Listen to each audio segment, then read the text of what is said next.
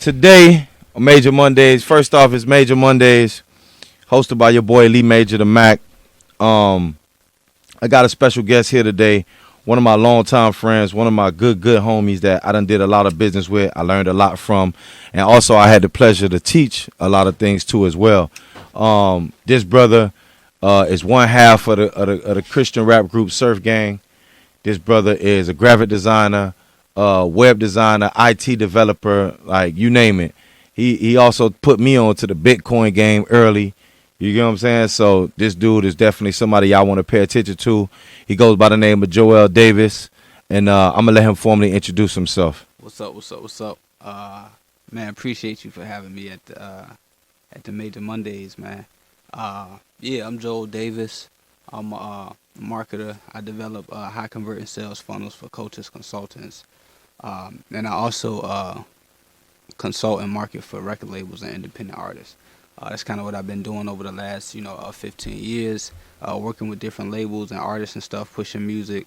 I became an artist myself, toured the country, did millions of streams. I think I got over like 8 million streams collectively on platforms, signed deals and stuff like that, and did it all independent. And not only financially independently, but like kind of just doing it off the muscle. We did the bookings, the promotions, the marketing. We was the street team, the web designers. We shot our own videos, etc. We kind of, put our feet to the ground and got to the pavement. And it allowed us to see it from different perspectives when you build something from the ground up versus, just coming in the top of it or getting signed as an artist and you kind of just at a place. But it's different when you kind of had to build the whole business around yourself as an artist. And, it taught me a lot, No doubt. I got to ring the cash register for that, man. That's hella jewels right there, hella game he got. So we're going to start at what I like to call the how it started moment, because I know you and I know your story, so I want the people to get, more of a background. Let's go back to how it really started. I personally met you like around, 2008, 2009? I want to say 2007, probably before. Hey, like 2007, right? Okay, because I started with Boss Grind around that time, like 2007. Okay, no, it probably was 2008 because me and Beans was probably just we had been working with Khaled for a little bit. So that's when I met you. You was working for Khaled. So right before you started working for Khaled, put me in that state of mind right there and bring us to like that moment where you realized that this is how it started, where you started becoming an entrepreneur and just becoming, taking control of your own destiny. So when I look back for that defining moment, it was powerful because me and Beans was a good friend of both of ours. Mutual friend. Yeah, rest in peace. He was like a big brother, mentor, you know what I'm saying? It's like I had to hustle and the drive, and he found ways where we could kind of direct that too. And then we was at a point where we was hustling bootlegs. That was like kind of our big, we made a lot of money. Like we figured out that selling dope, you was only gonna make a double, and even if you cut it or whatever, you might get a little extra. But selling CDs, you could spend $25 and make $500. So you could spend $1,000. Profit margins is larger. And just go crazy. That's why I love the phone industry. We're going to get into that, but the profit margins is big. That's what you got to pay attention to as a business owner. The business that you invested in, you need to know your profit margins. But continue, brother.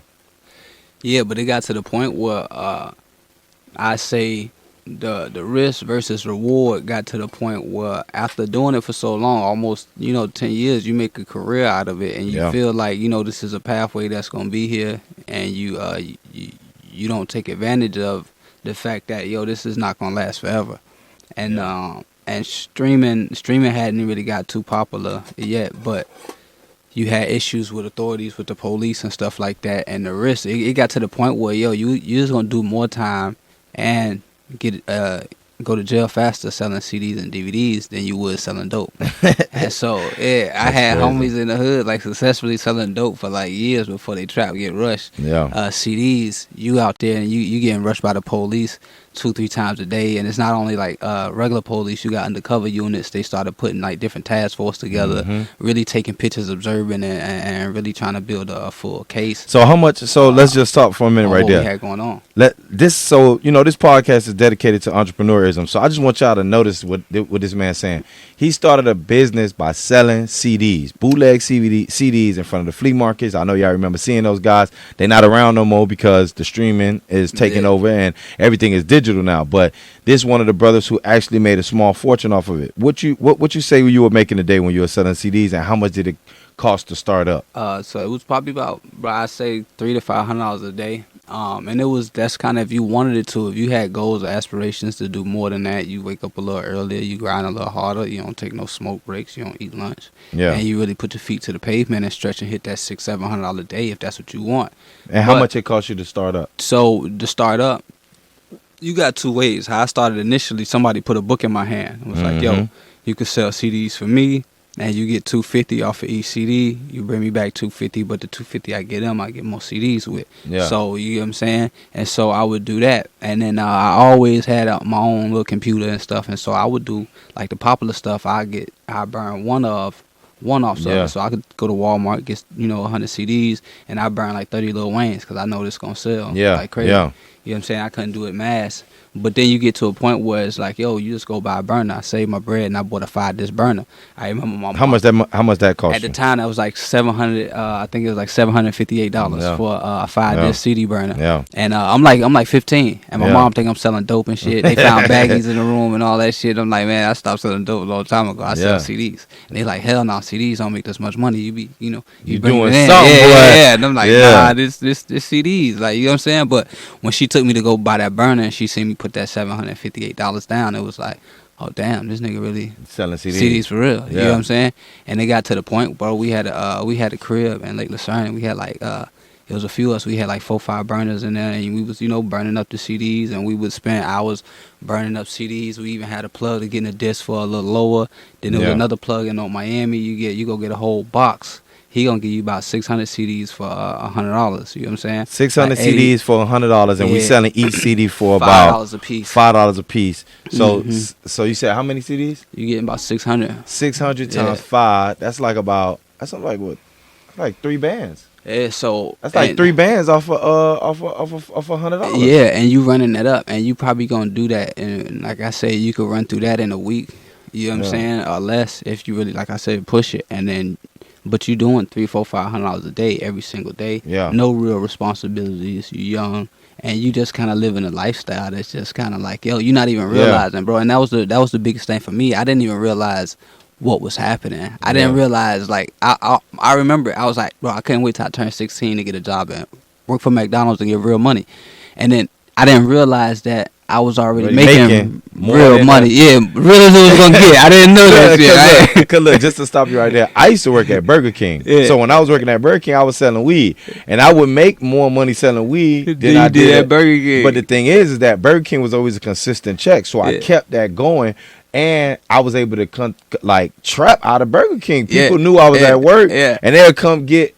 Bro, I'm telling you, brother, I'm a legend in North Miami for this shit. They would come get. I told everybody come get a burger, and I give you the fries and the drink free because they don't count the fries and the drinks. So as long as you buy a burger, I'll give you a fry and a drink free, but you had to buy at least a bag of weed from me. Yeah. Or at least one bag of weed. Yeah. So motherfuckers come to Burger King getting weed. Boy, they coming to get weed and food at the same time. I did that out of Wendy's, but my system wasn't that slick because I was selling the CDs too. I had the CDs and the weed out the window at what's the name? But I did it because I had like the best timer. I made sure my timer was good eventually. But what happened was it got to the point where I wasn't saving because, like I said, you know what I'm saying, you buying new shoes every day. I would literally go to the flea market, bro. I would wake up. I go to the flea market. I wake up at like 7, 8 o'clock, and if I got everything I need, I head out. But if I don't, I gotta burn a few more CDs. So probably like 9 o'clock, I get out. If I get out of the house 8:30, 9 o'clock, I'm good. I'm probably one of the first people there.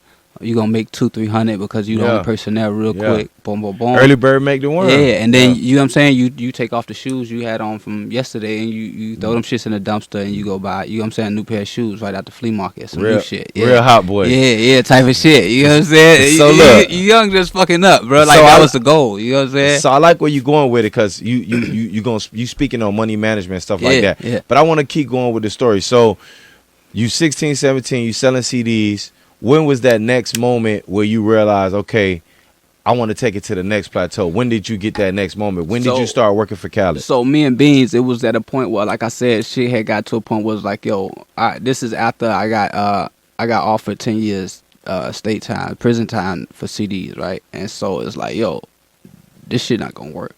So you got locked up for a charge? Yeah, multiple times for it. You know what I'm saying? Yeah, and then one time it was like, yo, I got sued by the MRIA and another big old movie company or whatever music company. They was all in the courtroom, and that kind of changed the trajectory. It's like, damn, you gonna get more jail time doing this shit than, you know what I'm saying? I might as well have had 3 fucking bricks. Yeah, you know what I'm saying? So it's like, and it got to the point where it was like, yo, call Khaled. I told Beans, we gonna call Khaled. He like, nah. And it's like, nah, bro, see us hustling all the time. He reached out, he gave us his phone number.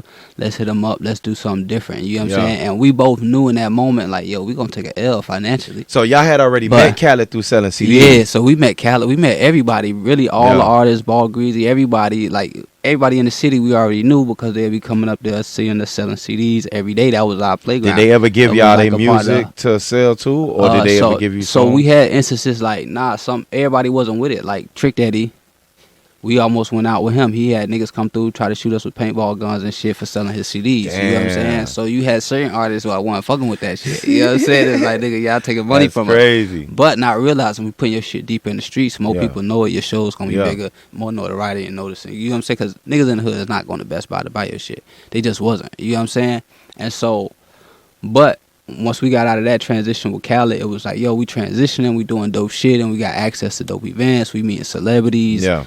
It's a whole nother life. But then it come to a point where it's like, all right, you got to go back to reality. Yeah. Yo, this shit, like, it's almost like on the weekends or when shit going on. Yeah. You may have a week or 2 weeks where you in the industry, shit going, we may be on the boat, this. So y'all hit him up. And shit. Y'all hit him up, and then what position did he give y'all? So he was like, yo, look, hit my man, so I'm going to give y'all my boy Fat Boy information, and y'all going to get with Fat Boy. Boom. Y'all gonna be on the street team. So, cool. We ain't understanding that. You know what I'm saying? We excited and shit, but we ain't understanding that street team is like, this shit lowest level. You know what I'm saying? You ain't really getting paid like that. Da-da-da. He plugged us with Fat Boy. So, we basically, you know what I'm saying, passing out flyers and shit. But the good thing is, when we did do work for Khaled for like the major events, he took care of us. You know what I'm saying? His album releases, his birthday bash he do every year, shit like that. He was cutting that check. Yeah, but the benefits of it was you got access. Now you're using the brand and you move around the city, and then you got clothing companies who want to do commercials. Yo, I want to do a commercial with Khaled. You sell them a commercial with Khaled. You know what I'm saying? Put a little something on top. Boom. You might eat more money off Khaled did off the deal. Yeah. You know what I'm saying? And so you got perks like that. And so once you put your own, and that's what we realized, it's like, oh, we just put the hustle mentality to what's going on, and then we could take advantage of this shit. You know what I'm saying? And that's kind of what we did. And it was like, you know what I'm saying? Me, him, and Fat Boy, we kind of just like worked that shit until it was we get. By him, you mean Beans? Beans. Yeah, me, Beans, and Fat Boy. And so all of us was simultaneously getting clients and shit, because people would see us out, yo, I see y'all all the time with Khaled and shit. Can y'all promote my music? It might be 18. Because y'all had on the Khaled shirts, y'all got the flyers, y'all got the CDs. So people step into y'all and like, yo, I want an opportunity. I want y'all to do this shit for me. How much y'all charge, or how could I get down with y'all and do this shit too? And so, you know what I'm saying? That's kind of how that shit was. So what year this is? This is like now. This is like 2008, 2009, probably 2000 around. So then that's around the time when I first met y'all too, because I actually met Beans because I was trying to do the same thing. Somebody, I forgot how I got his number, but he somehow texted me and said, did I want to be on the mixtape for Khaled? I forgot how I got Beans' number. I forgot how he got my number. I don't probably know. On social media, or we was out, because we used to be working that shit, It wasn't even bro. Social media wasn't too crazy back then. This was just before Facebook started booming, and I was slow to the social media era. So it was all, you know, everything was, just mute that for me. But we was in the streets heavy though, bro. We was everywhere, like everywhere at that time. You know what I'm saying? Probably at Coco's. Y'all probably linked at Coco's or something. I don't know. But so he gave me his we exchanged number somehow, and then he just sent me a text saying, "Yo, I you know, if you want to be on, put a song on DJ Khaled next mixtape, it costs whoop whoop whoop. Pay the money, you gonna be on it." So I jumped. I'm an artist. I'm working with Boss Grind at this time. I'm the president of the label, but I'm actually an artist as well. So when Beans sent me that text, I immediately jumped on and paid the money. Now, lo and behold, you know what I'm saying? Like, I went to the place where he was at, and I see the type of movement. You was there too that day. So he was at Dame little print shop. And I see all the Cali posters. I connected him. He knew Dame through me. I see all the little print shop stuff, and I'm like, damn, okay, these boys really like, okay, I see all the posters and the big cutouts. I'm like, damn, okay, they working for Cali. So I paid the money that day. He wrote me a professional receipt, everything. So, boom, after that, that mixtape may never come out, though. You know what I'm saying? That mixtape may never come out, though, but that's the game. Because he ended up being like one of my best friends. I love him to death. But that mixtape ain't never, ever dropped. But, so I ended up paying the bread, and then that's how I got in line with you. Yeah. So now that our stories met, you know, that's where our timelines meet. Let's talk about the conversation that we said we had. Like one day, you know, I seen that you wasn't in the best of moods, and you know, me being just a good, you know, being just a good homie, like I pull you to the side, like what's happening, like what's good, and then I can't even remember, like, and we talk about this all the time, but I can't even remember what I said to you, but I know it was positive words. It was impactful though. But I was at basically it was at a time where, and it's like in the industry life, like I said, you got those moments when stuff popping. But if you ain't got no campaign coming through, like we hustlers, we've been hustlers all our life. You know what I'm saying? We was trying to get out the situation, but at the end of the day, it's like, oh, yo, if ain't no campaign coming through, ain't nothing popping right now, I still need to go. You know what I'm saying? Make a move. And so it was at a point where it's like internally, like spiritually, it's like, man, I don't even want to make no moves. I want to leave that shit alone completely. Yeah. You know what I'm saying? But figuring out what that looks like is like, bro, I don't know. You know what I'm saying? Nothing but this. And it was kind of like, yo, I had like the graphics and stuff that, you know, it was like a possibility, but it's like, you just basically let me know, like, yo, bro, pursue that. You bigger than, you know what I'm saying, this. You don't got to limit yourself to just, you know what I'm saying, even just, because if I'm not mistaken, I'm one of the first people that got your graphics from back then, huh? Yeah. With the Hood Candidate Volume 2, because you did the Hood Candidate Volume 2. Because I remember you, at that time, you was doing the flyer things, and you was doing like internet promo and stuff, and we was just getting to internet promo, but you also was recording Big Dula, right? Inside his house, right? So I remember that around that time. But I don't even remember what I said to you that day. Like you said, it was just impactful. But I was speaking from the heart. Yeah. And that's how I am with my niggas. That's why I got a song called My Niggas, because I love my nigga. I grew up around a bunch of cousins. So we all been tight like brothers. I felt that brotherhood all my life with my own brother and my cousins. So whenever I see one of the homies, one of the brothers down, I'm gonna pick you up. You know what I'm saying? So like that day, I was feeling like $1,000,000, and I seen you wasn't feeling too you know what I'm saying. So I said what I felt would encourage you, and it was the truth. And like you said, it was impactful, and that's one of the reasons why I started this podcast, because like throughout my life, you know what I'm saying, like I realized like each one gotta teach one. Yeah. Each one got to teach one, or if not, we going to all perish. You see what I'm saying? Like, if I got the knowledge and I don't spread the knowledge, if I got the awareness and I don't spread this shit, and I just keep it to myself and be greedy and just be like, oh, I want to climb to the top by myself. Really, you going, it's like, you know what I'm saying? It's like down to a certain extent. And I think like that's what was like the hardest part about me, like facing the reality was like, yo, because I always felt like I was bigger than what, you know what I'm saying? Yeah. I'm like, yo, I'm bigger than what I'm doing. Yeah, I'm bigger than what I'm doing. Yeah, it's something else out there for me. And then I knew that, yo, I got to take a journey into, you know what I'm saying, transitioning. And I knew, yo, I could start a business, or I could do this, I could do that. And it got to the point where it was like, yo, because I couldn't take the traditional route, you know what I'm saying, as far as like, yo, going to get a job, 3 felonies, I was fresh, you know what I'm saying, I got kids. And so it's like I'm not willing to, you know, do certain things no more for money, but I got to figure it out. Yeah. And them first few years of entrepreneurship was the hardest because, bro, I was at a point where I remember my wife, we wasn't married at the time, and we was staying together though, and I was like, look, I can't go back to what was what. And I say, somebody helped play a part. You know, you're prominent in the city, they well known in the industry and stuff, the jury and stuff, and they played the part as far as like, yo, of me getting out too of the streets all the way because I couldn't re-up no more. You know what I'm saying? Yeah. They got out and they was like, yo, nah, you know what I'm saying? I was like, yo, no I gotta find another way. And so I told my wife, I'm like, look, man, buy me a computer. It's $200. and let me do my thing. See, I think that's You know what I'm saying? See, you beginning to start on what I call the how it started moment. Yeah. This is your how it started moment. This is how your entrepreneurism started. Yeah. You had the skills in you from a young teenager, and then you grew up understanding the value of $1, understanding that trading your time for money is not equivalent. It's not equivalent. Trading my time for money is not. You have to exchange your intelligence for money. Yeah, and I had to go through that whole process because, like, so once I started the graphics and I was doing them, I did a few things wrong off the rip. Yeah. So I was doing 24-hour turnarounds, and I was charging $50 because I wasn't confident in my work, right? Yeah. And so what I did was, because in the beginning, I knew how to get it out there. I went and got 10,000 business cards. I had got and good. The dude Ricardo, I don't know if you remember Ricky. You know Ricardo, who got the print shop. No, I don't know him. Ricardo, he had the print shop right there on 441. I always used to go through Nito. So, but Ricardo, he had one of the biggest print shops. But Ricardo used to sell CDs too. You know what I'm saying? That's how we met, through the CD business. But he took it to a whole nother level. He got a shop. So he wasn't in the streets no more.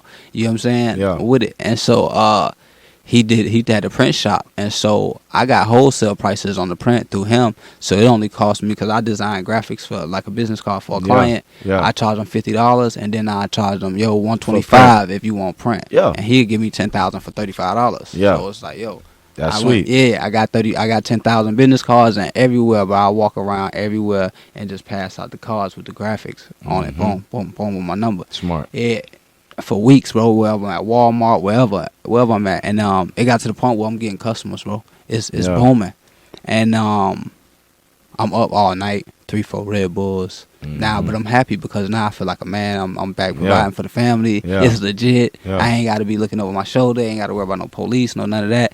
And so, but I had to realize quickly, like my second year, it was good.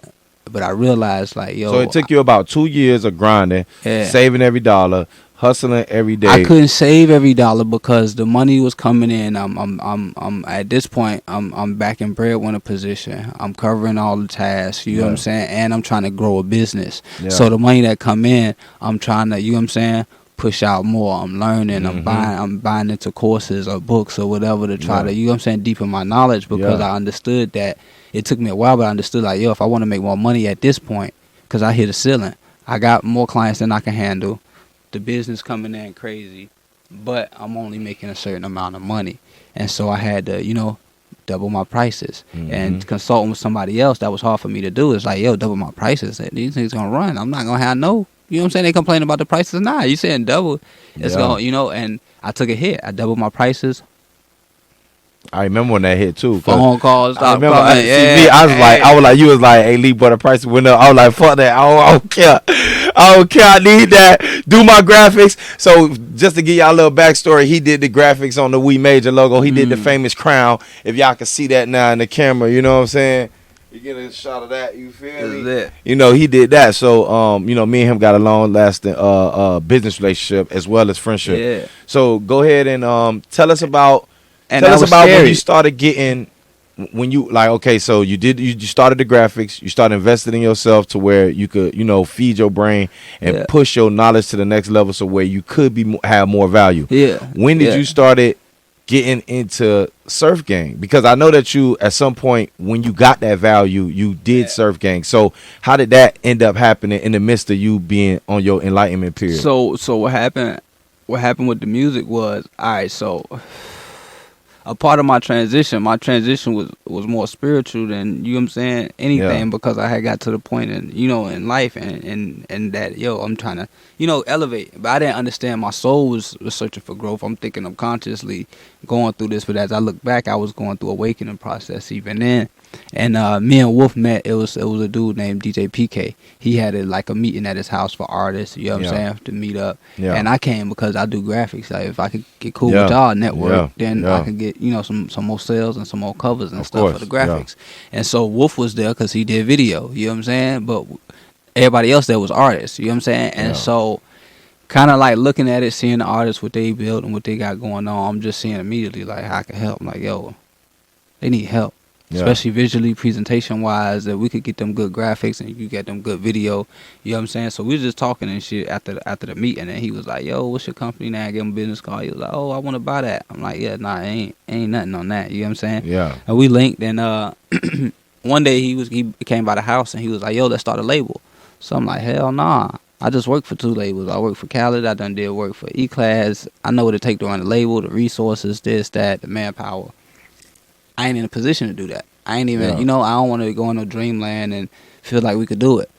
But we fucked around and did a song, and then, bro, we put the song out with the website, because I looked at it like, yo, Rapzilla, they got all the traction. Everybody want to be on this website. You know what I'm saying? If we get on here, then we could probably, make some noise. And at the time, and I didn't even necessarily want to do Christian music. I just wanted to create music that I felt like the people around me could relate to, but also get a positive message from. Yeah. You know what I'm saying? But at the same time, I had to understand niche. It's like, yo, this ain't for the radio. They not going to play this or that. But this place over here, Rapzilla will. Yeah. And so they had a featured placement you could get for $600, right? Yeah. Boom. And so I get their PayPal email. I send it to them. Yo, we want the feature placement. They send it back like, nah, it don't work like that. First, the song got to get approved, this and that, da-da-da. So I'm like, shit. I got the bread, do it. You know what I'm saying? Boom. So I sent the bread back. He like, nah, it don't work like that. You got to go through the process. So he like, oh, it ain't get approved for the promo, but we could put y'all on this back page. He ain't say that. He just called it the next up page for $50. So I'm like, bro, I don't want that. That shit ain't on the main page. Ain't nobody gonna see it. They gonna get, you know what I'm saying? Nobody gonna hear my shit. What the fuck? I'm just giving you $50 to throw me on some random ass page on your website for the free. Yeah. So I do it anyway. Boom, pay it. You can get like 3,000 views. Nice little response. So I'm like, look, bro, I did that. I still want to do the main thing. Yeah. So he like, I guess he just to the point where like, this nigga ain't letting it go. Yeah, he letting it go. Yeah. I send it, bro. We do like 20,000 streams a week. Go crazy. So this around the time on Memorial Weekend, we printed up shirts that said "Party No Molly" because we know everybody was gonna be out there on the beach and stuff. We just wanted to send a positive message. So we out there with the "Party No Molly" shirts on. Like, nigga, you have fun, turn up, but don't OD on Molly doing this shit. You know what I'm saying? So type of situation. And so we had got booked to do a show in Orlando, like last minute. So mind you, we on the beach all that weekend promoting and pushing, wearing the shirts and stuff. And we go to Orlando. We do a show in Orlando. It was a free show, but we drive up there. Yeah. And we supposed to be selling shirts. We get up there and we give out all kind of shirts, hype and stuff. But there's people in the crowd that know our music. Mind you, we ain't never traveled or nothing. We just fresh started. And it's like, damn, they knowing our shit word for word in Orlando already. You know what I'm saying? So we get off stage. And this was a Christian event? Yeah, Christian event. And 3 people off rip. Like, yo, one dude, like, yo, I do media, da-da-da, but I host events. I want y'all to come back for an event. We're going to talk. Here go my info. Boom. Another dude instantly like, yo, I'm trying to have y'all come out, da-da-da. It's a few weeks from now, da-da-da. What it is. You know what I'm saying? So, mind you, at this time, we don't even know what we charging for shows. It's like, 300. You know what I'm saying? Yeah. So, that's, you know what I'm saying? We started doing the 300. And then, that was kind of like our start to booking, but we wasn't getting booked a lot. We had to do an event. So what I did was the Miami Stand Up event. I just took the same concepts that we was doing, working with Khaled and all of them. Yo, did a mixtape. I posted online. Look, all the artists, all the Christian artists in Miami, they all wanted to be on Rapzilla, the biggest website, but they never been. They've been doing Christian music. Some of them 10 years, whatever. I'm new on the scene. I just come on. I'm already on there. You know what I'm saying? But Rapzilla is a Christian website? Yeah, okay. But when it come to rap, they like one of the top 10 biggest rap websites, period. You know what I'm saying? Yeah. In any genre, you know what I'm saying? Yeah. So the amount of traffic they get in there, so they It's name up there. carry weight, you know what I'm Yeah. saying? But I didn't even know how I still big never their heard of name them. was, you know what I'm saying? Yeah. I didn't know how big their name was until, you know what I'm saying? Like, I meet people all the time, even other industry people, and it's like, yo, you on Rapzilla? What the fuck? I didn't even know you knew Rapzilla. Yeah. So y'all made it to Rapzilla, and then you put together this mixtape with the local Christian artists. Yeah, because the mixtape was gonna be put on Rapzilla. It was gonna be placed on another website called The South, and we was gonna print out the CDs and pass them out. You know what I'm saying? Because that's how we was promoting that shit. Yeah. Right. So I got people to pay $100 for a slot. We got about had 18 slots. We probably had about 13 or 14. I think probably like 16 paid slots that came in. We gave a few slots out, and for a few artists that we needed to be on there for credibility and stuff. Yeah. But the slots that came in, and we booked Thizzle. Thizzle was a bigger Christian hip hop artist. He had a lot of, you know what I'm saying, a lot of notoriety and stuff. And so we booked him. He from St. Louis. We had him, but all you needed was half to book him.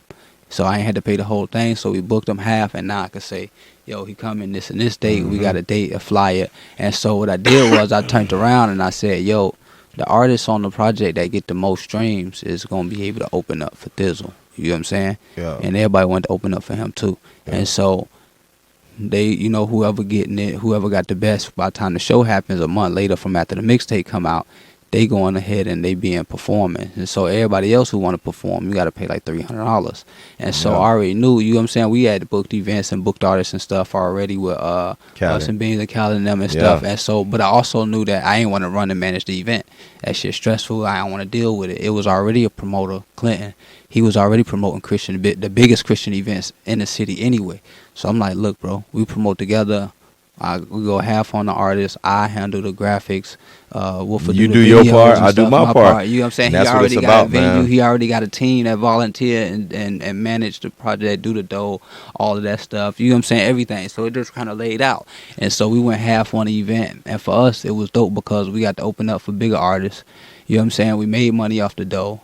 We put the event on for free. It was from my idea out of my mind. Like, yo, put up the mixtape, have people pay to get on the mixtape and leverage, you know what I'm saying, the awareness of Rapzilla, of them getting on there. And it was a success. You know what I'm saying? A lot of those artists got more streams than they ever did. They reached a new audience, and then over time they broke into that audience and started to book shows and do stuff like that. But for us, we did that a few times. You keep in contact with any of these artists now? Yeah, a lot of them. Yeah, a lot of them. And and so we did that a few times. Yeah. And so we put on the events, and what it did was we didn't realize, but it was putting on the perception of other promoters that these guys is hot. What years was this? What years was this? This was about 2013, 14. You know what I'm saying? 2000. I was doing my time. I did my time from 2012 to 2014. So that's what you was doing while you was busy. Yeah. So right when we did this a few times with the events. How many projects? My bad, I didn't mean to cut you off. But how many projects did Surf Gvng put together? Like, I want to say 4 projects, 3 to 4 projects. That was with them, or just as a solo artist? As well. I mean, as y'all group artists. As a group, yeah. Surf Gvng. How many? Surf Gvng. We did the first Surf Gvng EP. Then we did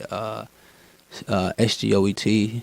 Then we put out another project called Initiation was our first album. Yeah. So those 2 was EPs we put out. Yeah. Initiation was our first album, and then we put out a project after the album. Okay, that's what's up. So it's like 4 projects. And so and then you learn a lot throughout the whole process. But like I said, once we did those events with bigger artists about 4 times, we realized that other promoters was looking at us like, yo, who these artists? They popping. They on some of the biggest events down there. You know what I'm saying? Yeah. But we need to start hitting them up. So they started booking us, and now we started actually getting paid to come out and do shows in different whistle names. And it was based on the perception of us killing it. They didn't know how we was getting those shows, or they didn't know we was even throwing those shows ourselves. Yeah. So look, Like we're a going to take a Kickstart. quick intermission. Okay. We're going to edit it from here. We're going to leave everything rolling, but I want to tell you something too, because look, I think I slipped on something big. What? Because look, right now, I think the settings ain't even put for me to streaming on my, like, on both streams. Yeah, I need to, it's not getting both streams. I just thought about it always talking all the time. What? It's only getting, what, one of us? All right, you ready? Yeah. All right, so we on. So what I wanted to get into was, so during the success of Surf Gvng, you said y'all got like millions of streams, so to speak, right? Yeah. And then y'all got, tours. We know that you was making money and you was hustling, but I want you to break down for the listeners, like, how, like, what's the background of making money as an independent artist? First, give me your different, like, how many different ways you make money, and then we'll talk about like how we collect it. All right, so I'm gonna say your biggest 3 pillars. And when you look at yourself as an artist, you want to look at yourself as a business. But you kind of got 3 main pillars inside of that business as an artist. You got your music, your merch, and then you got features. Mm-hmm. You know what I'm saying? And so the streaming is not gonna be like, yo, nothing crazy that comes in and pay for that. But then you have your merch that you could sell every day. If you focus on that as a business, you could sell that every day, all day. Or you could, just sell it at shows, or sell it, you know what I'm saying, at venues when you come out. Or you can, you know what I'm saying, focus on features. You know Yeah. what I'm saying? And you could charge for features. And so, but a lot of the times, what'll happen is you basically paying for bigger reach. The more people you could get in front of, the more people react to what you got going on. The more they, become fans, and the more they, it's a demand for what you got. And so you got to kind of create that demand, and it costs money. And so even like at the peak where you, like I said, like we was doing 3K a show, and it could have been higher than that, because nobody as an artist tell you like, yo, here's your worth check, here you go. I remember we was charging $750 for a show, and somebody hit me up like, yo, how much I charge for a show? I'm like $750 plus travel, and he laughed, and I was like, damn. This dude just laughed. He was like, yeah, I send that over, no problem. You know what I'm saying? So I'm like, damn, I think we might need to go up. That's crazy. So dude laughed though. He laughed. That's like, crazy. Yeah, promoter That's laughed crazy. like, yo, $750. Like, Yeah. And I remember when I was in my prime, the most I got was a band. Yeah. You know what I'm saying? Yeah. Most I got was a band. I got that a few different times. Greenback gave me a band. Dope. Up the Road gave me a band in Georgia, Valdosta. Remember we went there? You went to that show. Remember I opened up for Gunplay? Yeah. So like that was the most I had got ever. Yeah. So you know what I'm saying? So tell me about how, like how did it end up getting to that point? Because I know you was the mastermind when it came to like marketing and stuff like that. And what, like, you don't got to give away too much game, but just give us some, give away some steps on like, how you started to carve that market out. So like I said, like like you got those pillars, you know what I'm saying? And I don't think I put shows in the pillar, but you got shows as well. And so for you to get shows in untapped markets, it's kind of two ways you could look at it. You could sit back and grow your audience and wait for people to kind of pay you, or you could go out there and let's say like when we started going to Cali, our first time going to Cali, and we didn't really realize kind of what happens when you get booked in Cali, right? And so everybody, all the promoters, even if they like you or not, they all just kind of waiting for somebody else to book you first. Yeah. I know that. They waiting for everybody else to book you to see if you're going to turn over $1. Yeah. And not only that, they waiting on the next promoter to cover your flight and hotel. So, you know what I'm saying? He already did that. I can work a deal with you on the back end. That's already out the way. And so, but when we first came out there, our first time going out there, we did an event, and it was cool. And then I know the second time we went out there for free. They paid for travel, hotel, and stuff, but we didn't get no money for the show. And we went out there and we networked, and we, you know what I'm saying, chopped it up with a lot of people. I make sure, like, kind of like whenever we in the city, I don't like to just go there and just do the show. You know what I'm saying? I'm here, whether it's our show or not, because a lot of shows we'll just go to and travel and just promote, put up our posters, or even like a hack we would do is just like, yo, we'll buy a vendor's table there. If we not, we could still put up our big old, we had a huge ass banner, and it was pink on purpose because it's like, yo, it's a big ass pink banner. What the fuck going on over there? And so, you got two hood dudes with gold in their mouth and a big pink banner. It's like, yo, something. Let me figure out what the fuck going on. Out, it's all about standing out. I love it. And we would sell merch and communicate, you know what I'm saying, chop it up with, it'd be sometimes, even if we ain't performing, it'd be fans that know us, know the music, come over there, meet us, probably for the first time or whatever, and buy merch and stuff like that. And you can still kind of come up off just doing vending at the events, at the table, and still get your presence known. And so we'll do that and promote and put up flyers and posters everywhere. But you kind of gotta damn, I think I lost what was the last thing? The question. I was just saying, I was just talking on the sense of, like, I was like trying to figure out the different ways how you got to the point where you could market to get your niche. Like you was explaining about getting gigs in markets. Yeah. So let me pick up back there. So and so I realized that if you come out to a market, you build relationships and you perform, and they see what you do. Kind of once we got to a point where once we hit the stage, it's over. I don't care who performing. When we get on that stage, we doing our thing, and you gonna feel what we coming with, and it's different. It's authentic. You know what I'm saying? It's gonna hit you in a different way. Yeah. And so we know that we'll come back. And so they'll book us again. Other people will book us again. Other promoters when they got stuff going on. But I would even hit up all the flyers. I would check out all the flyers of like where the big artist gonna be at, because we realized from booking Thizzle, he was like, yo, you want the buy-in crowd? And I'm like, what's the buy-in crowd? He was like, you see those people? He was like, it's gonna be people in front of the stage, and they gonna have on the shirts and the merch and the hats of their favorite artists and shit. You know what I'm saying? He was like, those are the people who come and spend money. You know what I'm saying? They don't just come to the show and buy the ticket. They spend $100, $200 at the merch table. You know what I'm saying? Those are the fans you want. Those are the people you want to convert into your fans. Yeah. Because they the ones, if you get them, they'll spend money on your shit. You know what I'm saying? And that changed the whole difference, because now I'm not after everybody. You know what I'm saying? I want the buy-in crowd.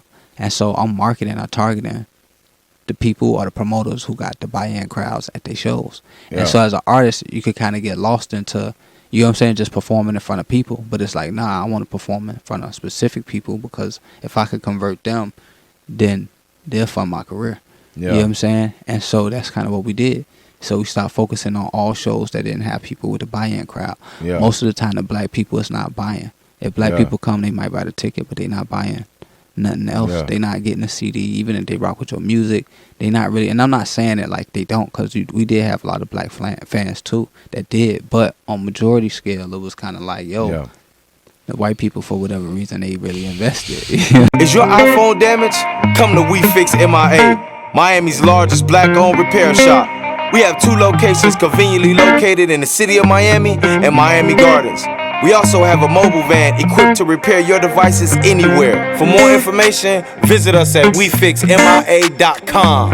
Is your iPhone broke? We can fix it, we can fix it. Is your iPad cracked? We can fix it, we can fix it. Call WeFixMIA. Call WeFixMIA.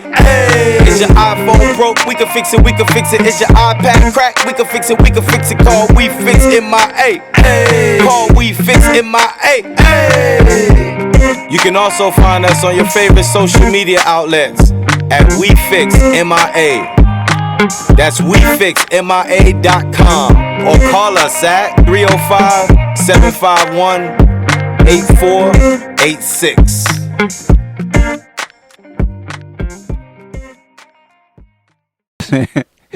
Man, you know what's the funniest thing about that? Like, I'm gonna speak on the dynamic of that just since this came up. It's like, I felt like black people would support more, they would do this more, they would do that more. But it's like, it's more of a thought process when it goes into a black person when they spending their money. A black person is like, damn, I got this amount of money, and I know, you know what I'm saying? You got less resources. Yeah. But at the same time, you got a bigger budget. Because I know a lot of people now that make a lot more money, but they don't spend as much. You know what I'm saying? At all. And so I remember, like 2 years ago, my expenses was $10,000 a month. You know, I was trying to keep it 10,000. It was probably 12, 13, 11 sometimes. But you know what I'm saying? Like 10,000 was kind of what my expenses was. And it's like, yo, there's people making 3 times more than me, and their expenses is less, half is less. Yeah. You know what I'm saying? And they're comfortable and they doing what they need to do. Yeah. You know what I'm saying? And so it's like, kind of look at it. Like, it ain't about how much you make, it's about how much you keep. Yeah, we're a consumer company. I mean, society. You know what I'm saying? Like people, like we like to buy, we like to look good, we like to do what we like to do, and you gotta really train yourself out of that. You know what I'm saying? And say, nah, I'm just gonna focus. And I'm gonna add to that and pour those resources. Like for me, the best benefit was taking it in. And I remember like listening to Grant Cardone. He always say invest in yourself, and I didn't really know what that mean. Like invest in yourself. And I read business books and stuff, and they'd be like, take 10% of your profits or whatever. And I kind of thought that's what he was saying, like put 10% of your money away and invest in that. But it was really like, nah, like learn. You know what I'm saying? Get the education. Yeah. Pay that information for that specialized knowledge. That, you know what I'm saying? To up your value, because you know what I'm saying, you're getting paid in direct proportion of what the value you add to other people. And so once I really looked at it and I started like applying that, and I would buy bits of information and notice, okay, this helped me. Yeah. And then I made a certain investment, and it really transitioned my income. You know what I'm saying? That was like a huge notice. It was like, oh, this is where it's at. You know what I'm saying? And so now I value information on a higher scale, and I pay for it, because I know, okay, for me to get to the next level, for me to go from $10,000, $20,000, $30,000 a month, to get to $100,000 a month or $200,000 a month, I need a different system. Yeah. You know what I'm saying? That looks different. And I could try to figure that shit out on my own, or I could just pay this person and I could make that money back in the same month. Wasted time is the biggest downfall for any entrepreneur, for any person who wants to, like beat, you know what I'm saying? Like you just want to beat the odds. you can't waste no time. Nah, you got a You got to. We shortcut. can't waste no time. So I want to add to what you were saying earlier when you said, about keeping those expenses down and budgeting properly. Like I explained to you and the homie, in the background earlier. Like, bro, when I first started my businesses, I didn't spend no money. Yeah. I'm telling you, I didn't buy no Jordan. I had so many Jordans, and that showed me how much overly excessive amount of shoes and clothing I had, because I didn't have to buy no clothes and shoes, no boxes, no socks for 5 years. I did that for 5 years on purpose. Like, on purpose. I remember, I got that type of mentality. I remember even when I was a hustler. But you had a lot when before that. I had a lot before I did that, so I had a lot of stuff. So I just kept wearing the same shoes. I literally wore the same Jordans and shoes that I had from when I was selling dope, when I was hustling. I had all that stuff, and I just kept it. And you had good stuff. Yeah, like the Gucci. I had Gucci's and all type of stuff, Ferragamo belts, Giuseppe's. I had nice stuff. But guess what though? The nice stuff get burnt out too now. And then now it look, it's out of fashion. So if you going not only is it dirty, but it's out of fashion.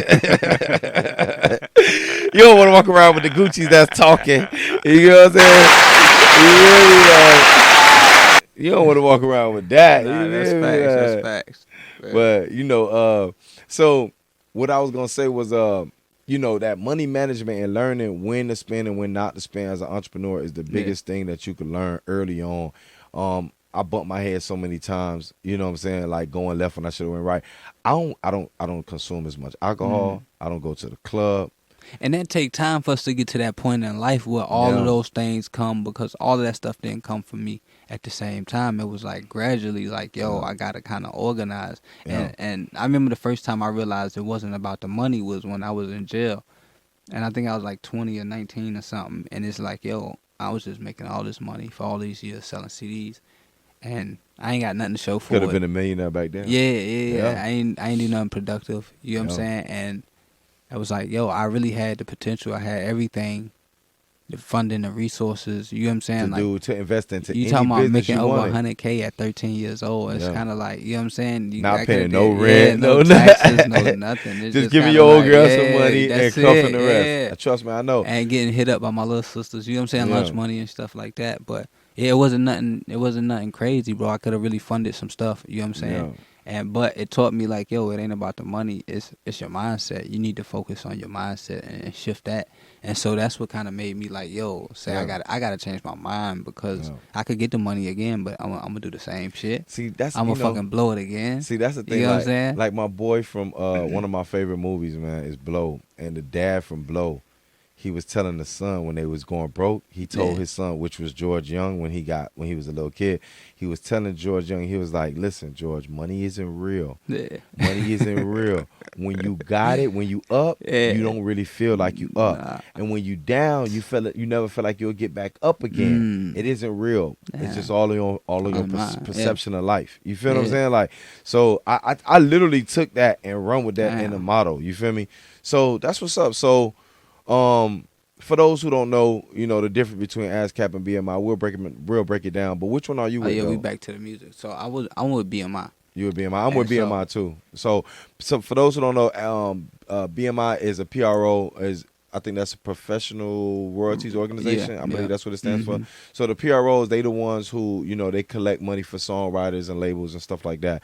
So you definitely want to affiliate yourself with one of them. If you are an artist, you're going to have to. As an artist, so, and there's a bunch more. When we do our music segment, we'll get into more of that too. Yeah, you got like MLC. You definitely want to get in with them as well. Yeah, the ones that I'm going to just give out right now is you need to the ones that I'm with is BMI. I'm with Song Trust, and I'm with Song Trust, and what's the other one? It's at the tip of my tongue. It's the movies thing, like it's for movies and stuff. Can't think of it right now, but I'll come back to it. Okay. It's just like it helps me get placements in movies. Sync placements and stuff. Yeah, it helps me get placements in movies. Yeah, it'll come to me and I'll just blurt it out. Yeah, sync and publishing. Yeah. So so that's what's up. Have you did any syncing publishing? Nah, and that's the thing too. It's like what opened my eyes. And all right, so and it's the thing. Like the music game is kind of like the streets, bro. Yeah. And when I say that, it's kind of like if you don't got an OG, you kind of just got to figure it out. Yeah. And so I was good at the marketing. I was good at getting us attention. I was, I figured out how to get us the streams and the shows and stuff. But I didn't know about getting sync placements or whatever. And so I knew about it as far as like, yo, people get sync placements, but I didn't know exactly how to go about getting it done until we had a show in Tennessee. Yeah. And it was an artist.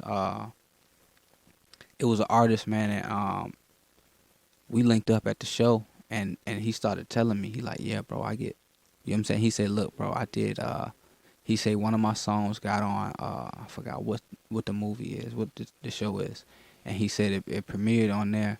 And he said, bro, I put out 14 albums in my whole career. And he said, bro, that one placement made more money than anything I ever did all in my whole career combined. Crazy. And he said he still get paid off of it. So I'm like, yeah. He like, yeah. So he was like, man, look, who you with? I was like, BMI. He was like, look, go to the little shits they be having, any events, little writer sessions or whatever.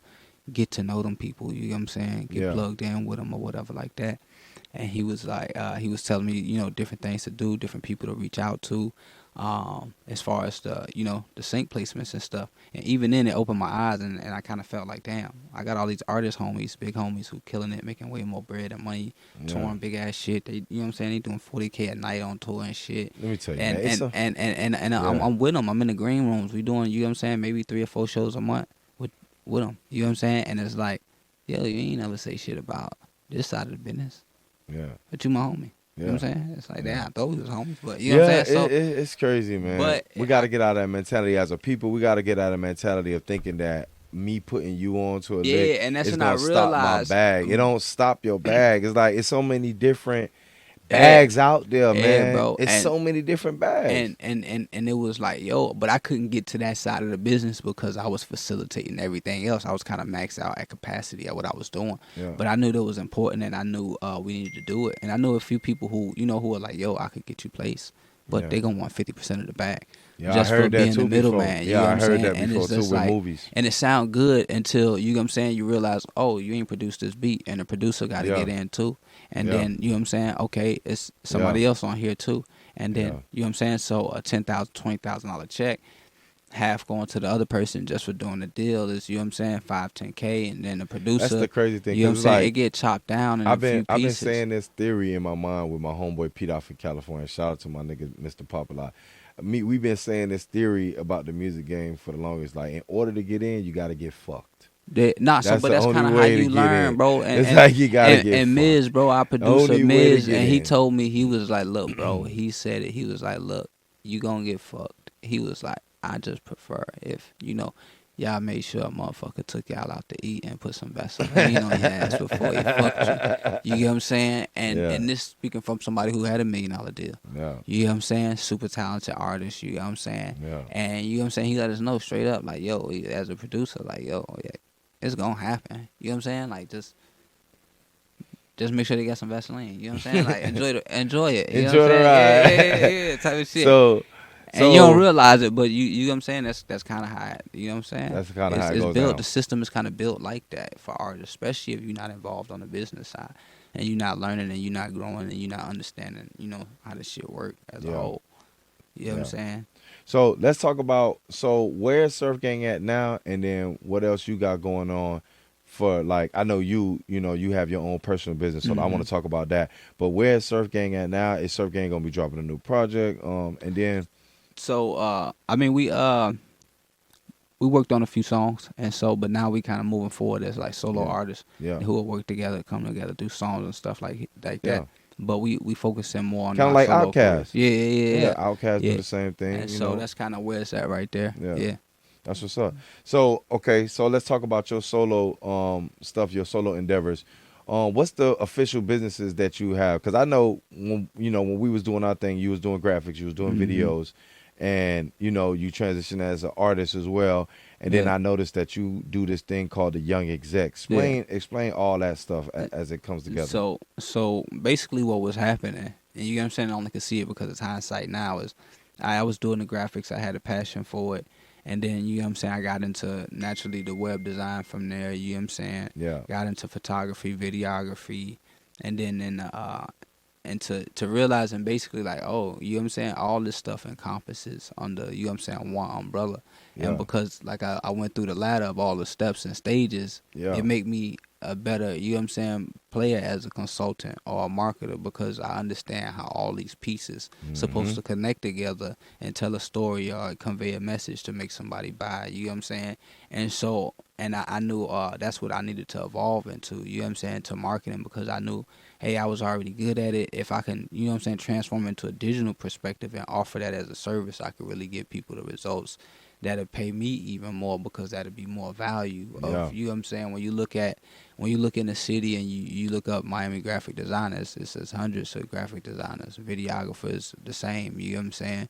But when you put in marketers, they get a little more narrow, you know what I'm saying? It's a little less people that's doing that. And then when you look at, you know what I'm saying, effectively and how to get the results and really, you know what I'm saying, it's like it puts you in a different caliber, and I don't no longer have to like compete for rates and stuff. Like when I was doing graphics, And it's a that's higher kind of what it ticket, was. right? Yeah, it's a higher It's ticket. a higher you know ticket. what I'm saying? Yeah. But it's pros and cons to that, because like when I was doing like videos or graphics or whatever, and getting, you know what I'm saying, $1,000 clients or $800 clients or $500 clients, you know what I'm saying, or even $300 clients, it's easier for them to pay that invoice and send the bread over, and the cash flow kind of move more efficiently because you're getting constant, you know what I'm saying, $200-$300 payments or $400-$500 payments. Yeah. But with the high ticket, $3,000-$5,000, these people they move a little slower. They gotta have meetings, and you gotta do this, and yo, you know what I'm saying, you thorough. You might be on a call with somebody, you know, 3 or 4 times over a 2-week period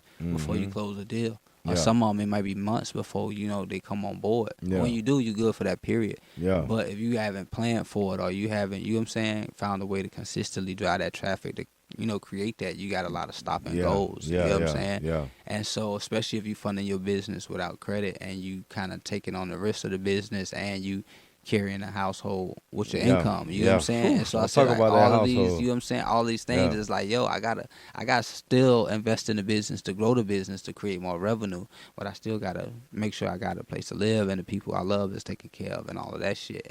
And that shit, that's where it get complicated at, because if you take a L, you know what I'm saying, it's kind of like, damn, I gotta restart all over. My stash I built gone. And the not money only I that, had to do you this. can't I take can't a L. expand. You know what I'm can't saying? take a L, because now the you kids can't. and the family gonna be starving. And so now we gonna that's- be evicted. That's Ain't what no I'm taking saying. the And L. so you gotta just kind of gotta do what you gotta do. Yeah. But I found myself, you know, stuck in a cycle of like, yo, for me, it's like when it's no longer fun, I kind of just put it down, no matter the money. You know what I'm saying? Because I know what that feel like. You know what I'm saying? Driving myself into like a grave or a slave for myself is like, yo,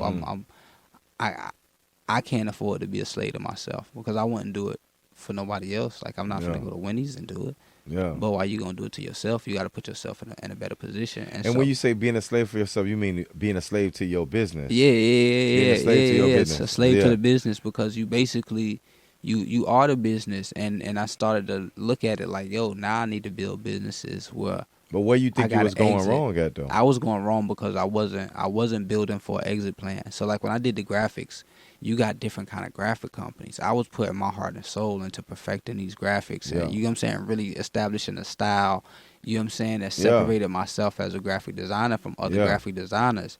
And what that did was, when it came time to like, yo, all right, I'm finna hire employees and outsource my work, clients would be like, nah, this ain't your work. You know what I'm saying? This ain't how you do it. I need you. Like, I don't want no employee doing it. You know what I'm saying? And it's like, it kind of put me in a position where it's like, yo, okay, either I'm going to have to come down, because I can't charge boutique graphic prices no more if I'm not the one personally put my touch on it. I got to do something kind of like a competitive price, like Ricardo, who, you know, or any other business, and their business structure was more so, all right, $50, $60, maybe $100, but they swapping out templates and everything look the same, and it's efficient for them to move around. They might pay somebody $15, $20 to change out templates all day for an hour. You know what I'm saying?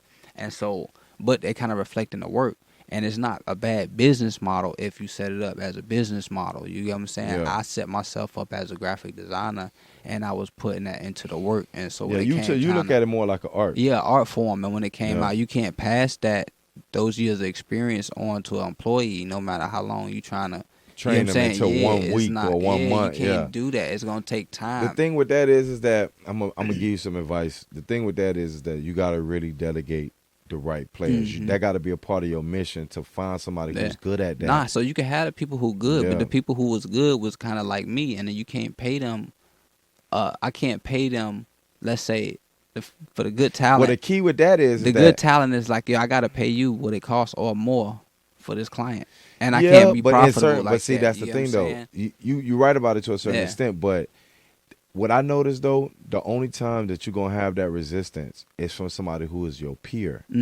If it's somebody who is a young talent, you'll be able to have that influence on them, and you can be able to help nurture them into where you want them to be. And I should have did that. And I told you that. For it. I told you that. I work with nothing but minors. Both my technicians for my phone stores is minors. But see, that was something intentional in your business, and you using that. No, I peeped it though. Okay. I peeped it how resistant people my age was to learning how to fix phones. People my age was like, nah, Lee, man, I ain't trying to. And I was like, I'm in my 30s. So, like, people, especially a black male in his 30s. He like, nigga, it's too much ego involved. Nigga, I'm just trying to go over here and sell this little, you know what I'm saying? Like nigga already programmed. He's already programmed. So in order to build my business the way I wanted it to be built, I needed somebody who could speak this technology language, which the peers, the 80 babies, most of them can't speak that. You know that. And that's why I started doing what I'm doing, and I'm finna start pushing towards my my nonprofit organization in the future, where I teach technology to black kids in every underprivileged area of the world. I want to be able to bring that technology. Like, see how the Chinese know how to program at 7 years old. Like, my son and my nephew, all of them, they gonna learn how to fix phones. The technology here for us, and there's no reason why. There's no reason why they shouldn't, right? So, remember, we already had this talk. Like, you got 6 sons. You get what I'm saying? Like, that's another thing, y'all. Like, he busy. Like, that let you know, like, he got to get them bills paid. He got 6 sons. That's why he paying $10,000 a month, because that nigga got 6 little boys. That's 6 pairs of Jordans. I had to cut back, bro, and it was a choice too, because you heard that. That's 6 pairs of Jordans every time y'all shop. That's hey, bro, that's you pull up the PlayStation. You can't even get fast food. You pull up the fast food, it's like it's like $73. That's 6. Like, I need that 6. Ain't even a quick. No. That's 6 PlayStations. You got 6 controllers, bro. I can't do it, bro. I just need one son, man. You feel me? Just give me one. But so we got off subject. But what I want to get back to is that like I said, my advice to you was that you gotta really like pick you know what I'm saying, like your team properly. You know what I'm saying? Like, if it ain't somebody that's your age or that has your skill level, you might have to train them. You get what I'm saying? So just take that piece of advice in the future, because that's one of the keys to my success. And that was something is picking my team wisely, and I have been doing it. And it took me a while. It ain't but I've been consciously doing it. I've been consciously picking the people I want and keeping them happy, doing whatever I got to do to keep them happy. It took me a few businesses to understand this, because I did the graphics and I kind of hit that ceiling. I think when I finally got to I did like 70,000 or something doing the graphics, it was like, yo, this cool for somebody who's single. You know what I'm saying? Straight, or maybe just them, but with all these damn kids and shit, I need more money. This ain't gonna cut it. You know what I'm saying? And it was like it was a glass ceiling. And so the videos, it was dope, because now with graphics, even when I got to $300 price points or $250 price points on graphics, it was still like, yo, I'm kind of, you know what I'm saying, maxing it out. But video is like, yo, $300, $400, $600, $800.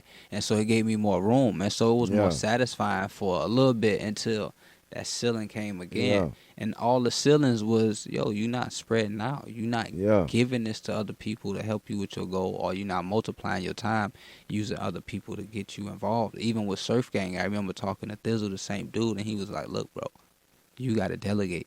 And he was like, now it's going to be hard, because people feel like you popping, and they feel like you getting money, and they going to want to get paid.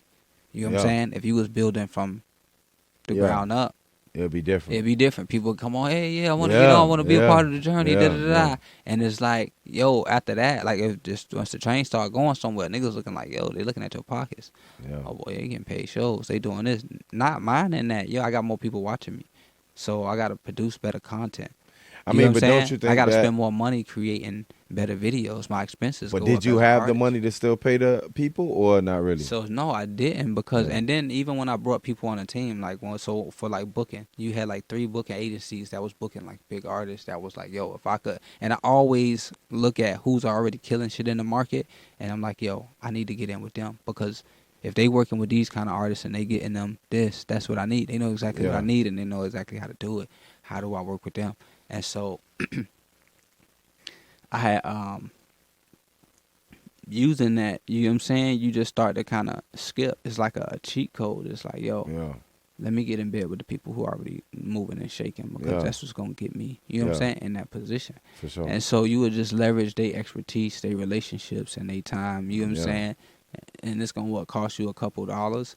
But so Yeah. some people, like for the booking agencies, I noticed, and I reached out to them. First, they was like, oh, nah, we wasn't hot enough. We didn't have enough going on. Yeah. It wouldn't do this and this until I just had to just do it on our own. So I made like an email account, Rosie or something like that. I forgot the name. But it was like a lady and I, you know, reach out or handle our bookings and stuff to make us seem professional. Because if you got representation, people take you more serious. Yeah, I agree. You know what I'm saying? I agree. As an artist. And so I would do that as like a gate to kind of, you know, Yeah. I would communicate with people and lock in deals and stuff like that on the on that email. Y'all don't even peep that. That boy had Yeah. the bogus email Yeah, to make you sure got that you can't to get be to on him, point. so that way you could come at me right. Come talk to me nice. You feel me? Nah, Like, and make it seem like it, and then just doing it and kind of like working our system, not realizing that I was Yeah. creating a system. I'm just doing what I feel like I need to do to get the Yeah. ball rolling. And then these same artists who got the booking agents I want, they like, yo, who do y'all booking? I Yeah. ain't getting no show and da-da-da. Y'all everywhere. Y'all on all the shows. You know what I'm saying? yeah, And I'm like, yo, I'm doing everything. You know what I'm Yeah. saying? Like, I'm trying to get where y'all at. And they like, nigga, like, yeah, your shit popping. I'm Yeah. trying to get where you at. And Yeah. so that's when I realized, like, damn, you killing it. And but when we did get to that point and started bringing people on, bigger booking agents, they wasn't getting us no bookings. yeah, The bookings wasn't coming through. We was missing it. And it was like, yo, I got to just pick the ball back up because I gave you 3 months and you just basically missed us all kind of bread. You know what yeah, I'm saying? I picked the ball back up and now show's picking back up again. That don't make no sense. yeah, This is what you do specifically. I'm an artist. I shouldn't be doing this better than yeah, multiple different booking agents. yeah, And so I just kind of looked at it like, damn, I don't know if I could find somebody better than me Yeah. in these certain areas. And so I got to kind of just be patient and train somebody, Yeah. fulfill every area and kind of create what I do into a system. And so Yeah. now everything I do with like the digital stuff is I record, screen record. Okay, I do this, I do that. I look at everything I do as a format, as a system, because now I could take the system and teach it and train somebody Yeah. with it, because Yeah. that was my errors in the past that I wasn't setting up and being intentional with that to say, yo, I have to set this up to give me pillars to stand on, because Yeah. it's only one me. But if I can multiply that and capture the essence of that and just be able to shift it, you know what I'm saying? Because coming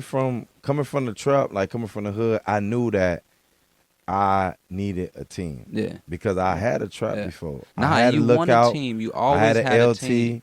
But a I team had that's a- moving fast like you in certain But you areas, get what I'm saying, you know what though? I'm saying? And I feel like Yeah. I had that in the streets in certain areas. Yeah. But when it came to transition, a lot of people, a lot of partners, or when you come into the corporate world or in the business structure, everybody don't have that hustle from the streets. Yeah, and so everybody it don't give you, it's hard, man. it give you an expanded view of reality, because it's like, yo, how you would move it's a benefit, because like, yo, I can run circles around these business people. And that's kind of how it was with Surf Gvng. It's like, yo, I'm killing it. Like, you know what I'm saying? Just using the same kind of, you know what I'm saying, running circles around other artists, other executives, this and this. But to find somebody to kind of be above you to say, yo, look, do it like this or do it like that, or even, you know what I'm saying, without being intimidated by who you are and how Mhm. you come, it was kind of like, yo, it was something that you kind of got to be aware of. Like, Yeah. yo, this is something that you're going to have to intentionally find, or people that's moving fast as you, Yeah. or decide to say, you know what, this is really what it is. Okay, I need a team, and I got to slow my ass down. Yeah. I got to come at a pace that's manageable, or, you know what I'm saying, or Yeah. even for me to delegate and be cool with me, like, yo, all right, they going to mess up, they going to make mistakes. Give them that room to make those mistakes and say, you know what I'm saying, Yeah. all right, if this would have took you a week to do, cool. If it take them 3 weeks, then you just got to deal with that shit, but eventually they'll get to that point, you know what I'm saying, and Yeah, that's what I had to training kinda be like, and yo. communication is one of the biggest things Yeah. I could tell her. As I build my staff and I get more in depth into having a full staff. That's the biggest thing I'm noticing. Training and communication. Training and communication. Can't lose your temper. Me, I got a temper. I'm super. You know me personally. So for those who don't know me, like I got that high, strong type of passionate energy. Like I might yell at you. You know what I'm saying? Like if you moving slow, if you moving slow, I yell at you. Like, hey, come on, man. Like, but I don't mean no harm. I don't mean no. I don't mean no disrespect. I ain't gonna call you out your name. I might give you a nickname, and then you might still not like the nickname, but it's not even meant to be disrespect. I might say, "Come on, fatso." You know what I'm saying? Like, but it's still like for me to get you to get off your ass. You get what I'm saying? Like that's why some people can't take working with me because I know and you know what I'm saying? Like I said, like that. I really push hard in everything I do. I put my brand sticker everywhere. And that come in defining the culture. You know what I'm saying? You got to set the tone too, because like me just trying to put people together often, you know what I'm saying? I realize you can't just put them together. You got to, you know what I'm saying? Nah, this is how we rock. This is how we get down. This is what we do in these kind of situations. So everybody on the same page. You know what I'm saying? And so, it's like. So let's talk about so as a young executive, what is it that you actually like? What's the actual service? People understand what a marketer is, but what's the exact service you're gonna be giving them? So what the name itself, why I call myself the young executive, because I realized with Surf Gvng, right, is that Surf Gvng, I tagline with Surf Gvng on everything. And I realized how just speaking that shit on every song and saying it in all the interviews, it really had us on everything, literally. Because a lot of the shit we got, it was, you know what I'm saying? It was just basically off of manifestation. But I wasn't aware of manifestation at the time, you know what I'm saying? I was always looking at it from a religious aspect at that time.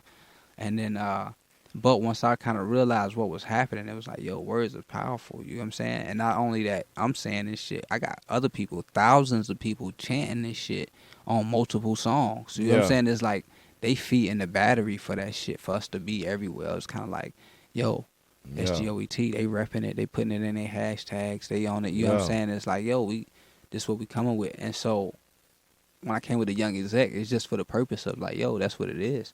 You know what I'm saying? That's how we coming. You get what you are, you know what I'm saying? And so it's like I put myself in an executive mindset because it's like you producing records, even if you're not behind the keyboard, you making sure, okay, this right or that's right, or you creating the marketing campaigns, and you looking at how the story gonna be told throughout the album, and you looking throughout, you know what I'm saying, all these things. There's more than an artist, you know what I'm saying? I feel like, and to make it as an artist in today's business, if you don't have that executive mindset, you need somebody on the team that do.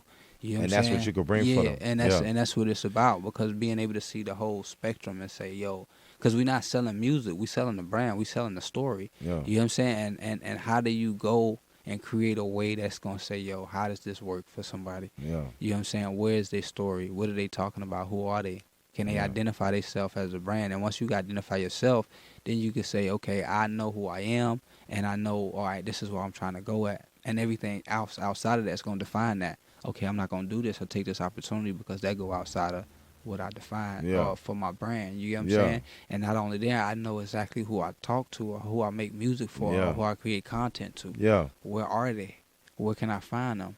I need to know all those things. So when I know where they at, okay, I found where they at, and I know what they like. You know what I'm saying? So I know exactly what to say or what exactly kind of content that's going to spark an emotional outcome, whether good or bad. I want to get on their nerves. If you get on their nerves, and you know what, because if you know what sets them off, then you know what make them happy. And then you could play on those emotions. You know what I'm saying? Create some content. 6ix9ine, he knew what the fuck he was gonna do, stirring up that shit. He knew that he knew exactly what he was doing. So it was like, yo, you gonna hate me and you gonna talk about me, and hate and fear spread. That's what sells. That's what we sell as any business.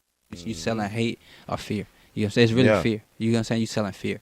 And so it's like, yo, I'm gonna sell this hate because that's what people gonna talk. They like to hate more. They gonna talk shit about me. They gonna do this. They gonna do that. But they gonna go listen to my music. They gonna search my shit up. SEO, you know, my views is gonna come up under all these terms. I'm gonna be killing it, you know, on the metrics, and I'm gonna cash out on their ass. You know what I'm saying? And you doing it to the equivalent of how hard you press that button.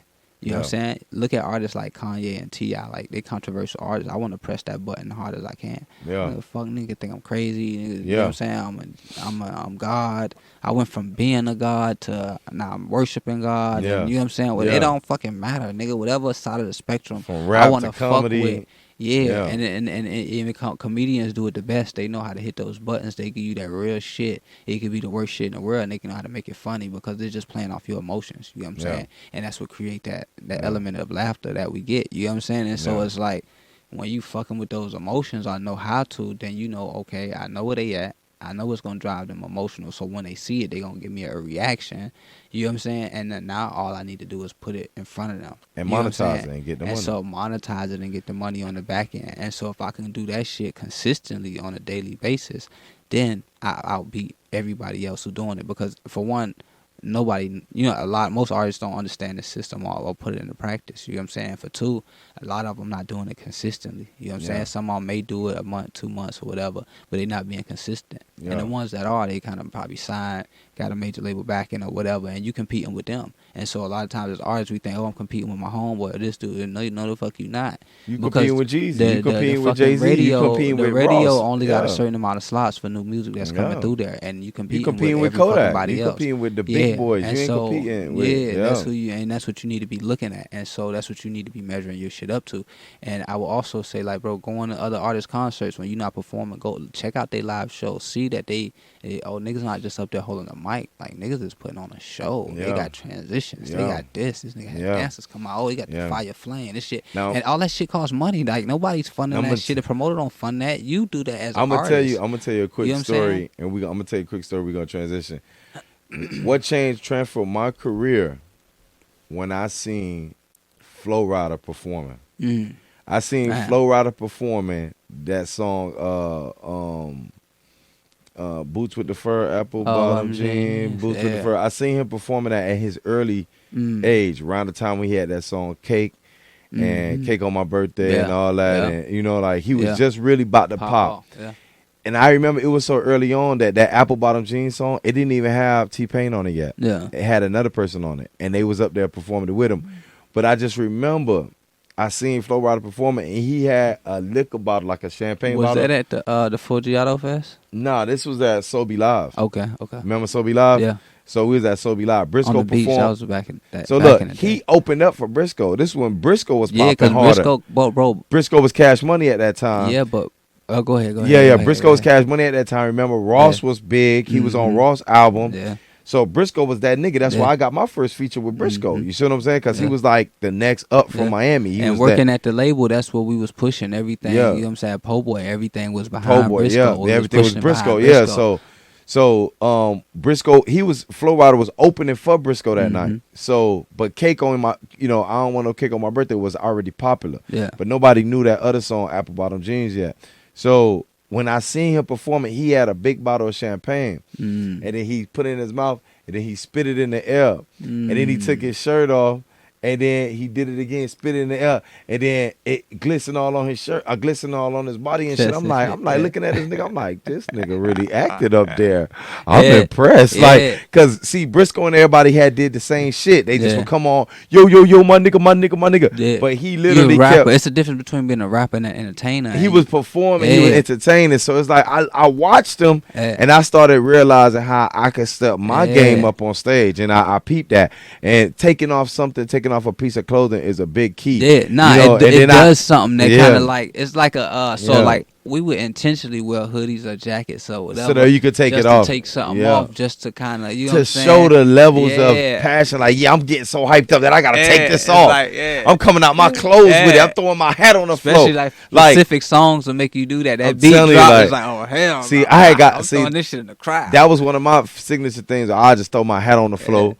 And then I'll be stomping, you know what I'm saying, jumping around, you feel me? So, and I just learned that from watching different performers and stuff like that, but that's definitely something that I peep. But let's transition to how, first of all, how can they find you? Because you got so much game that, you could give away, but I want them to be able to hit you up directly. Yeah. How can they find you, and where you want them to, what's your call to action for right now for your, going into 2023? Yeah, so right now is, you can get me at The Young Exec on Instagram, or Joe Davis on Facebook.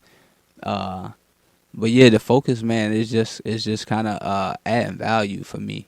You know what I'm saying? It's just like, how much value can I add to, other businesses? Because that's at the end of the day, that's what I'm looking to serve. Yeah. You know what I'm saying? If I could take businesses from one level to the next. You know what I'm saying? Then that allowed me to grow up the Yeah. ladder and to what I'm worth.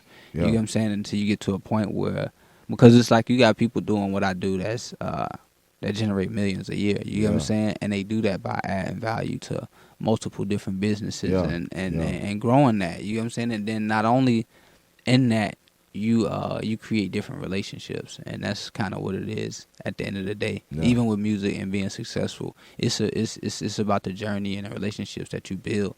Yeah. You know what I'm saying, throughout that process. And it's like money is just something that just kind of follow along with it. You know what I'm saying? Definitely. And so Yeah. that's what you're looking to do. And So- so it's like I know how to, once I know, basically what it is and what, because I don't feel like I do something that I love to do enough to do it. You know what I'm saying? To be like, Yeah. yo, this is what I want to do. Yeah. I noticed that I got challenges. It's like, yo, I want to do that. Yeah. You know what I'm saying? Okay, I master it, I do it, cool. Let's do something else now. Yeah, You know what I'm yeah, saying? yeah, What's the yeah. next thing? You know, You know it's what I'm crazy. saying? Yeah, like, And it's like, go ahead. No, I was Yeah. gonna say it's crazy because this cat was telling me in school one time when I was going to school, and I was learning all this different shit, and he was like, "Lee, how you gonna learn all that? You can't learn everything." I said, "Bro, you tripping, nigga? I can learn anything." Yeah. It's like But you only- love to learn. You know what I'm saying? It's only It's a certain like, amount of people. It's a small percentage of people that actually feel that way. Yeah. Other people feel like anything is too hard. Yeah, When but if you feel like anything is too hard, you can't be an entrepreneur. that's why You cannot be an that's what entrepreneur. makes it easy for certain entrepreneurs, because bro, if you can get it, like I meet a lot of entrepreneurs, right? And they tell me, yo, I want to do this, I want to do that. And it's like, yo, okay, let's do it. I got the answer for you to do it. You know what I'm saying? And Yeah. it's like, oh, I'm scared. You know what I'm saying? And it's like, it's a guy, he doing $400,000 a year in t-shirts, right? And I'm like, yo, just pay me $10,000 a month, and we're gonna be doing $1 million, probably $2 million a year. You know what I'm saying? And it's like, why are you scared? You know I'm qualified.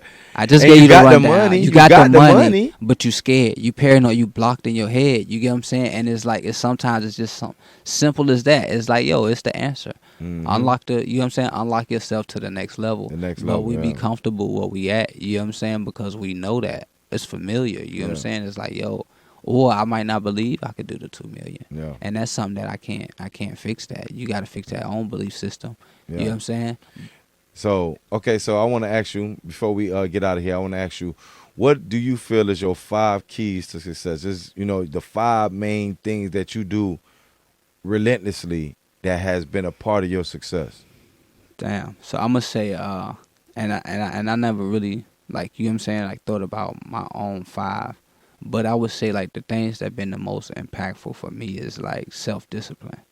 Like really being able to say, yo, I need to master myself in all ways and what that look like, because only then is when I could really say, you know what I'm saying, I could really efficiently dedicate myself to something. You know what I'm saying? Because Yeah. if I'm disciplined, I know it's going to be days I don't want to do this shit. Yeah. It's going to be days I don't feel like it. Or it's going to be days where I might catch anxiety when a customer call and I don't want to answer, but I still got to push through that shit and be like, fuck it anyway. You know what I'm saying? Yeah. So it's just like different things that you got to just say, yo, like, these are things that's like, yo, I got to do no matter what. You know what I'm saying? And inside of that is like, yo, whatever business you in, don't just jump into the business. Like, elevate the playing field, like, see what's happening, see who the key players is. You know what I'm saying? See what it's gonna take to be successful in that. You know what I'm saying? And a lot of times we try to shortcut shit, and it's like, nah, bro, it's not not as hard as you think it is. Yeah. It's way easier if you do the shit the right way the first time. You know what I'm Yeah. saying? And just set a goal, actionable steps. So now you got the goal, create actionable steps. What is that gonna take? So Write that down. discipline, Yeah. making steps. Mm-hmm. What's the next one? And so, like, I would say, like, once you got that goal, bro, it's like, and I don't know how people would take it or not, but it's like, bro, you got to visualize and believe that shit. You got to see yourself doing Believe. it. Yeah, you got to feel yourself. You gotta believe And it's in it. like, and it's like, you really got to feel like how you would feel having that shit. Like, yo, it's already done. Because it's like, and not to go off topic, but we when you look at quantum physics, right, and you realize that, bro, this shit is so many possibilities out here that anything basically that we could think of is real, because the ability that we got, we could think of it. And so it's like, if you could think of it, you could create it. It's like a nigga Yeah. thought of an airplane. Yeah. And you know what I'm saying? Some shit. Imagine Yeah. telling that nigga like, yo, look, I'm finna put this big ass metal ass shit. I'm talking about nigga. And it's this gonna shit fly fucking tons. It's nigga. gonna fly. That shit finna get in the air, nigga. and fly. Like a bird. Faster too, nigga. I'm saying this shit gonna slide. And that shit was kinda like, yo, That's why you gotta had read be more able Robert to Greene. do that shit. You know what I'm saying? That's why you got to read more Robert Yeah. Greene. Because remember when you were saying, man, I ain't too crazy about Robert Greene, Yeah. and Yeah. you know what I'm saying, like, bro, But you I gotta said that read- was off my past. I like Yeah, you did reading say his that. shit in the past as a younger, Robert you know what I'm saying, Greene- adult. Robert Greene. He breaks into like the psyche Yeah. of what would make a person Yeah. want to do that. Yeah. What would make a person want to say, hey, I'm gonna try to make this thing fly. Yeah. Ain't nobody ever did it before, so I'm gonna be the. What will make a person say, I'm gonna create a device that I could talk to you on all the way in Yeah. another city, Yeah. like, and you know, and that's why the book that the last book I've been reading was called Mastery, Yeah. and in Mastery, it's about. That's Tony Robbins? That's not Tony Robbins. That's Okay. Robert Greene. Okay. Robert Greene is the dude who wrote 40 Laws of Power. Mhm. So he got his whole Yeah. collection, Okay. and I read most of his collection. I read 48 Laws of Power. I read The Art of Seduction. Oh, you showed me that Mastery. That's the one you showed me last night. No, the one I showed you What's last that night one? is The Laws of Human Nature. Okay. The Laws of Human Nature. That's what I'm reading currently. But the last one I read was called Mastery. Okay. And the whole Mastery book is basically talking about, the first thing I'm gonna take from Mastery is that you have to be doing, to become a master in a field, you have to be Mhm. doing it for 7 years with no money. Yeah. To the equivalent of 7 years. So, but watch this. I'm gonna say this. No money. I'm gonna say this. I think it was Earl Nightingale that said, right? Yeah. He said, if you study a subject for 1 hour a day for 5 years straight, you'll be a national, I say like a national, like person, like you'll be relevant in that field. Yeah. You know what I'm saying? And so the hack is to like cut that down. So if I'm spending 4 hours acquiring knowledge on this subject every day, it's putting me in the top 1% of the people in this field. So the Mhm. knowledge and, you know what I'm saying, the awareness that I have about this specific niche, it put me above everybody to be able to look at the game in a different manner. Yeah, because I You know what I'm studied saying? it so Yeah. hard in detail, Yeah. and I know it as a second nature. That's Yeah. that's what the term And- mastery yeah. really is that I've mastered something. So you gotta look. So Kevin Trudeau, you ever heard of Kevin Trudeau? No. Oh man, Kevin Trudeau got a 14-hour video called Yeah. "Your Wish Is Your Command" on YouTube, right? Yeah. And I give it to a lot of people, but most people over the years, I know they don't check it out because I Yeah. know I know how they, you know, how moving forward, Yeah. if they check it out or not, because it's real impactful. But he goes over it's basically, he got like different stages of basically, all right, you being exposed to something. All right, now you know it, you kind of know it, now you know it, and now you mastered it. You know what I'm saying? And once you get to that master standpoint, that's, you know what I'm saying? It's the same concept. It's like, yo, you could do this in your sleep type of thing. And that's what mastery is. And Yeah. when you can master that shit like that, then that's what give people the confidence to be on the sales call like, yo, fuck And that, that. that gives you nigga. the Do you confidence, wanna right? do your, Listen. you know what I'm saying? You want to grow your business or not? Look, nigga? that gives you the confidence. You tired of being up at night, your wife looking at you crazy. Look, she ain't peep been this. on That vacation gives you in the 2 years, confidence. nigga. That gives you the Let's confidence. get this shit going. That gives you the confidence to be able to take it to the next level and be able to say, I could create something that can Yeah. fly. Yeah. You see what I'm saying? Yeah. Because you so confident in this Yeah. field that you know it like the But back you of your getting- hand, you getting access so that you to- can actually tap And into then a you whole also new getting access to more invention that never information. had. You basically setting yourself up to get more access to information, because it's like, all right, so we catch brainwaves, right? And a lot of geniuses, successful people, they'll get up 4 o'clock in the morning, but a lot of them get up 4 o'clock in the morning because we all getting signals, right? And so ain't too many people up 4 o'clock in the morning. They catch Yeah. these signals. I'm catching the signals early. The ideas that's floating around. You get what I'm saying? You ever had an idea and it's like, yo, I want to do that.